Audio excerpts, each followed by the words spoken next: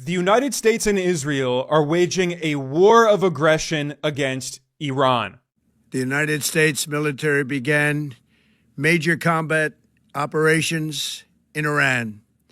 On the 28th of February, the U.S. and Israel launched a surprise attack on Iran. This came at a time when the U.S. claimed that supposedly it was participating in peace talks with Iran, but Washington violated those peace talks and launched what it called preemptive strikes, which is blatantly illegal according to international law. This is an imperialist war of aggression, and it must be emphasized that this has nothing to do with nuclear weapons.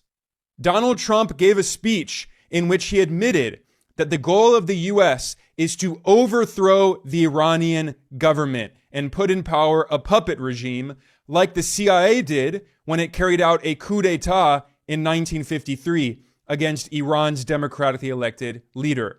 Today, the U.S. empire is once again trying to overthrow an independent government. In his speech, Trump threatened members of the Iranian military and said they must put down their weapons, and if they don't, the U.S. empire will eliminate them. To the members of the Islamic Revolutionary Guard, the armed forces, and all of the police, I say tonight that you must lay down your weapons and have complete immunity, or in the alternative, face certain death. And then Trump openly called for the people of Iran to overthrow their government. Again, this is not about non-existent nuclear weapons. This is about regime change and imperialism. Finally, to the great, proud people of Iran, I say tonight that the hour of your freedom is at hand. Stay sheltered. Don't leave your home. It's very dangerous outside. Bombs will be dropping everywhere. When we are finished, take over your government. It will be yours to take. This will be probably your only chance for generations. For many years, you have asked for America's help, but you never got it. No president was willing to do what I am willing to do tonight. Now you have a president who is giving you what you want. So let's see how you respond. America is backing you with overwhelming strength and devastating force. But Washington also underestimates the ability of Iran to respond and defend itself. And immediately after the U.S. launched this war of aggression, Iran started attacking U.S. military bases in the region. The U.S. has surrounded Iran with more than 40,000 troops in dozens of military bases and installations. And these are all targets that Iran can and will hit. So immediately in response to this U.S.-Israeli war of aggression, Iran bombed the Al Udeid air base that the U.S. has in Qatar. This is the largest U.S. military base in the region. And Iran also hit U.S. military bases in Bahrain, Kuwait, and the UAE. And this is just in a few hours after the initial U.S.-Israeli attack. So the arrogance of politicians in Washington can actually end up being their Achilles heel, because Donald Trump came to the wrong lesson after invading Venezuela on the 3rd of January and kidnapping Venezuela's internationally recognized constitutional president, Nicolas Maduro. But Venezuela is much smaller and much weaker than Iran. Venezuela has a population of less than 30 million people, whereas Iran has more than 93 million people. Iran is significantly larger than Iraq, which the U.S. invaded in another war of aggression in 2003. And let's not forget that the U.S. lost the war in Iraq. This is why Trump warned in the speech that he gave after he started this war that U.S. troops may lose their lives fighting this imperialist war of aggression. The lives of courageous American heroes may be lost, and we may have casualties. That often happens in war. But we're doing this not for now. We're doing this for the future, and it is a noble mission. We pray for every service member as they selflessly risk their lives. We ask God to protect all of our heroes in harm's way, and we trust that with his help, the men and women of the armed forces will prevail. We have the greatest in the world, and they will prevail. Israel's Prime Minister Benjamin Netanyahu published a message on Twitter calling to overthrow the Iranian government. I should remind people that Netanyahu is currently wanted, as we speak, by the International Criminal Court for the crimes against humanity he committed against the Palestinian people in Gaza with the full support of the U.S. empire. And now Netanyahu and Trump are waging another imperial war of aggression. And Netanyahu admitted that this is about regime change. He said, quote, "Our joint operation will create the conditions for the brave Iranian people to take their fate into their own hands, to cast off the yoke of tyranny and bring freedom and peace-loving values to Iran," end quote. So this is the same old colonial rhetoric we heard from the European empires who said they had to civilize the barbaric native populations, indigenous peoples of the lands they colonized in order to exploit their natural resources, to rob them of their natural wealth. And the Western colonialists claimed that they were spreading civilization. It was part of the white man's burden.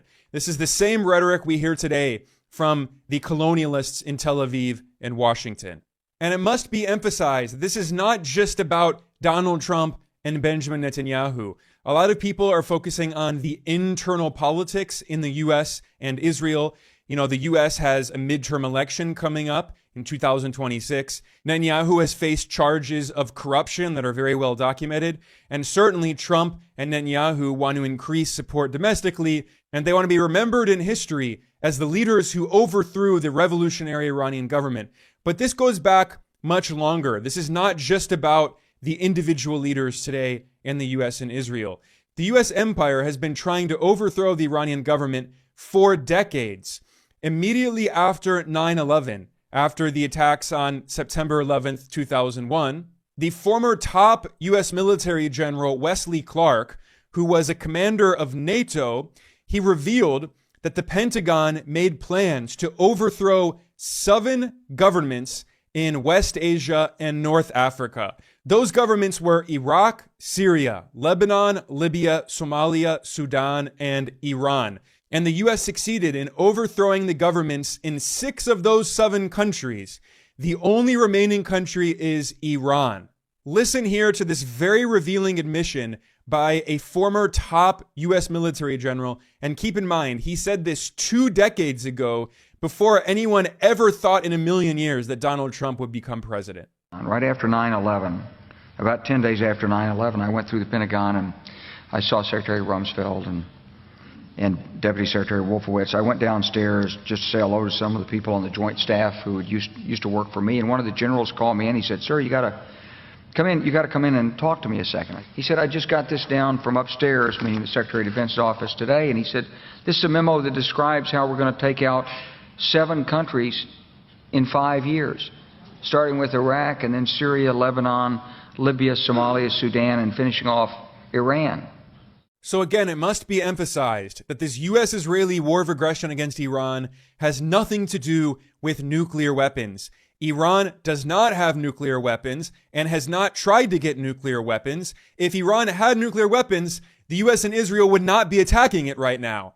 This is why the U.S. has never attacked North Korea, because North Korea does actually have nuclear weapons. What's actually happening here is that the Trump administration is just regurgitating the same lies that the George W. Bush administration used to try to justify its illegal imperialist war of aggression against Iraq in 2003, when the CIA falsely claimed that Iraq had weapons of mass destruction, WMDs, and the U.S. corporate media obediently regurgitated these lies on behalf of the CIA. If Iraq actually had nuclear weapons, the U.S. would not have invaded. The same situation is true in Iran today. And let's not forget the recent history, which is rarely mentioned in the Western media. Back in 2015, Iran signed a nuclear deal with the U.S. and the 4 other permanent members of the UN Security Council, plus Germany and the European Union. They all came together to sign the Joint Comprehensive Plan of Action, the JCPOA. That was known as the Iran nuclear deal, and Iran agreed that it would never develop nuclear weapons in return for the U.S. and other Western countries lifting the illegal sanctions that they had imposed on Iran to try to crush the Iranian government. And the International Atomic Energy Agency, the IAEA, said very clearly that Iran was abiding by the nuclear deal. It was not developing nuclear weapons. But what happened in 2018? During his first administration as US president, Trump illegally tore up the nuclear deal, violating a UN Security Council resolution that the US had previously voted for under Obama. And then Trump imposed illegal sanctions on Iran. So Trump destroyed the Iran nuclear deal. And then when Trump came into office as US president for his second term in 2025, he claimed he wanted to negotiate another nuclear deal with Iran. And then what happened? In June 2025, the US and Israel attacked Iran again in what became known as the 12-Day War. And the Wall Street Journal admitted that the US did not actually want real peace talks, real negotiations. Instead, Washington and Tel Aviv were using these fake peace talks as a ruse, as a cover, as an illusion, while they were planning the surprise attack against Iran. And this is exactly what the US and Israel have done yet again this February 2026, launching another war of aggression against Iran on a much bigger scale. They want regime change. They think the Iranian government is weak and they can overthrow it and put a puppet regime in power. It is the US and Israel that do not want peace. They do not support diplomacy. They never actually wanted these peace talks and these fake negotiations. By the way, Iran's current president is a reformist. The Western media praised him when he was elected, saying that Masoud Pezeshkian is a reformist who wants to improve relations with the West. He wants to agree to another Iran nuclear deal, despite the fact that many critics in Tehran said that you cannot ever trust the West. You cannot trust the United States and Israel because they violate every agreement they sign. And that's exactly what happened yet again. Ask Native Americans what it's like signing agreements with the US government. They know that the US government can never be trusted because what the US government wants is not peace. It's hegemony. It's complete dominance over this very important geostrategic region.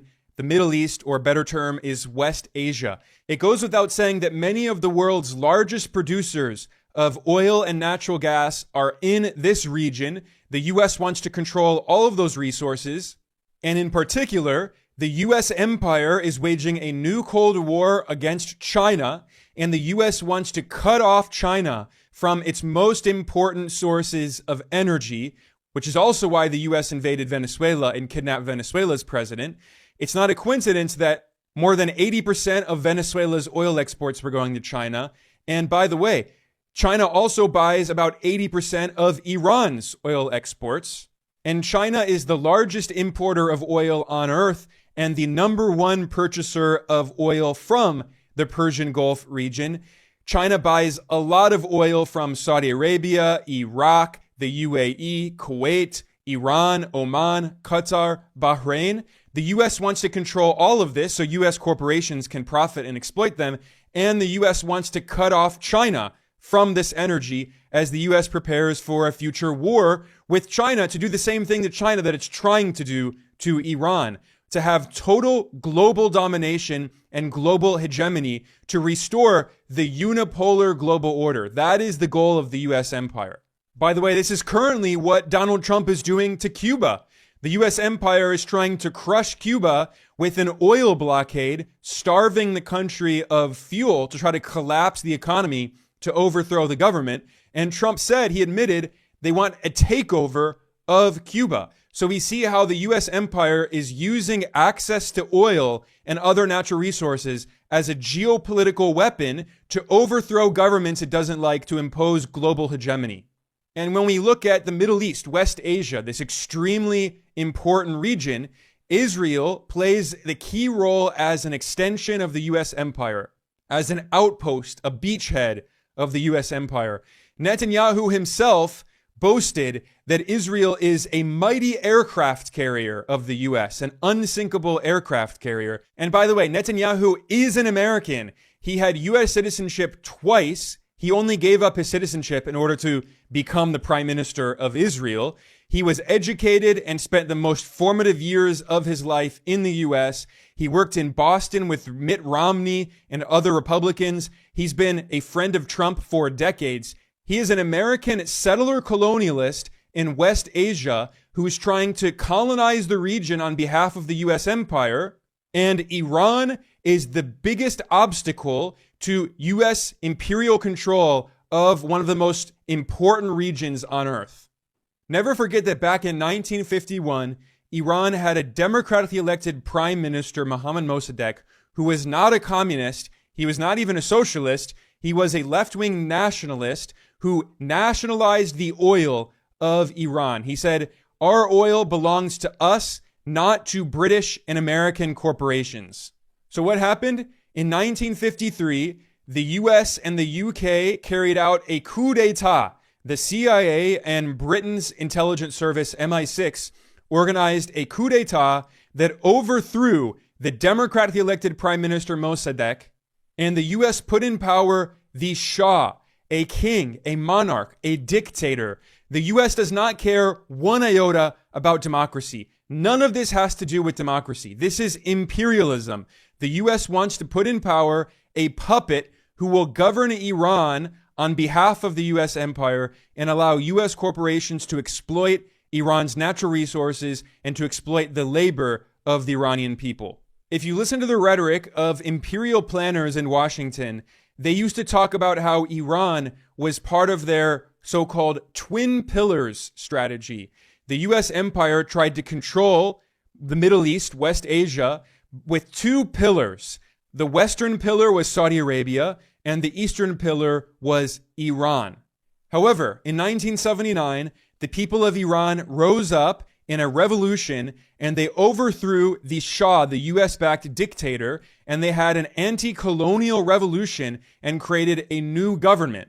And the US empire lost one pillar of its so-called twin pillar strategy, and ever since then, the US empire has been desperately trying to overthrow Iran's revolutionary government. This is why the US government ironically supported Saddam Hussein's Iraq in the 1980s after Iraq invaded Iran in a war of aggression and tried to overthrow Iran's new revolutionary government.